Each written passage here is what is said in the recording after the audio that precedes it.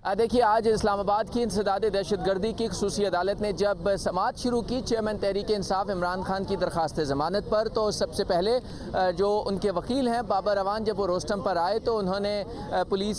के बारे में जो नई दफ़ात दायर की गई हैं इमरान खान के ख़िलाफ़, उनसे मुतल्लिक सवाल किया और ये कहा कि हमने उन तमाम जो नई दफ़ात ऐड की गई हैं उनमें ज़मानत के लिए रुजू किया है। अदालत ने उसमें चेयरमैन तहरीक इंसाफ इमरान खान की जो नई दफ़ात 4 दफ़ात शामिल की गई हैं, जिसमें पुलिस हुकाम को धमकियां देने, उनकी इंसल्ट करने और बगैर इजाज़त रैली निकालने की जो दफ़ात शामिल की गई हैं उनमें भी ज़मानत मंजूर करने का हुक्म दे दिया अदालत ने। और ये कहा कि जो पहले से उनके ज़मानती मचल के जमा हैं उसी के तहत उनकी जो ज़मानत है वो मंजूर की जाती है। ताहम अदालत ने यह भी कहा कि पुलिस एक ही मरतबा तय कर ले कि उन्होंने कितनी दफ़ात ऐड करनी है ताकि हम उनकी ज़मानत का फ़ैसला कर सकें। इसके बाद अदालत ने पुलिस को ये भी कहा कि आइंदा समाअत हम 12 सितंबर के लिए मुकर्रर कर रहे हैं, लिहाजा आप आइंदा समाअत पर हर सूरत अपने दलाइल मुकम्मल करें, मुकम्मल रिकॉर्ड पेश करें और साथ में जो तमाम दफ़ात हैं और जो मुतासरा फ़रीक़ैन हैं उनसे मुतल्लिक भी जो उनके बयानात हैं वो भी अदालत में आइंदा हर सूरत पेश करें ताकि इमरान खान की दरख्वास्त ज़मानत पर फ़ैसला किया जा सके। चेयरमैन तहरीक इंसाफ इमरान खान की ज़मानत में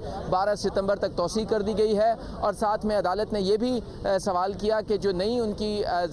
उनकी नई दरख्वास्त थी ज़मानत की वो मंजूर की जाती है। इसके साथ साथ अदालत ने यह भी पुलिस को हदायत की कि वो आइंदा समाअत पर अपने दलाइल मुकम्मल करें ताकि इमरान खान की दरख्वास्त ज़मानत पर फ़ैसला किया जा सके। ताहम अदालत ने जो अहम सवाल उठाया वो इस मुकदमे से मुतल्लिक है कि इसमें दहशत गर्दी का इतलाक़ कैसे होता है। 506 जो धमकियाँ देने का, जान से मारने का जो दफ़ात शामिल की गई हैं वो आपने कैसे ऐड की हैं। इन सवालों के जवाब आइंदा समाअत पर लेके आइएगा। साथ में ये भी बताइएगा कि क्या चेयरमैन तहरीक इंसाफ का ताल्लुक़ किसी कलदम जमात से है या वो किसी दहशतगर्द तंजीम के सरबराह हैं। इन सवालों के जवाब भी आइंदा समाअत पर लेके आइएगा। इसके अलावा अदालत ने यह भी कहा कि क्या मुलजिम से कोई खुदकुश जैकेट बरामद हुई है, कोई बारूदी मवाद बरामद हुआ है, दहशतगर्दी का मुकदमा पुलिस ने दर्ज किया है, इसका भी जवाब आइंदा समाअत पर लेकर आएगा। लिहाजा इस्लामाबाद की इंसदाद दहशतगर्दी अदालत ने इस मुकदमे की रजिस्ट्रेशन और इसकी कानूनी हैसियत से मुतल्लिक अहम सवालात उठाए हैं, जिस पर आइंदा समाअत 12 सितंबर तक अदालत ने पुलिस से तफसीली दलाइल तलब कर लिए हैं और साथ में ये कहा है कि हम 12 सितंबर को ही दलाइल मुकम्मल होने के बाद फैसला कर देंगे कि चेयरमैन तहरीक इंसाफ इमरान खान की